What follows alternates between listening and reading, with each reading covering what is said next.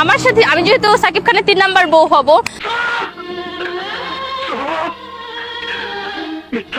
তাহলে 3টা বিয়ে হবে তার। হ্যাঁ, তো ইসলামে যেহেতু 4টা বিয়ে করা জায়েজ আছে, আমি আসলে বিয়ের আপাতত কোনো পরিকল্পনা নাই। আমি চাবো যে ওকে আরেকটা বিয়ে করাই। আমি যদি সিনেমাতে নেমে যাই নায়িকা আছে একজন বড়, হ্যাঁ, সানি লিওন,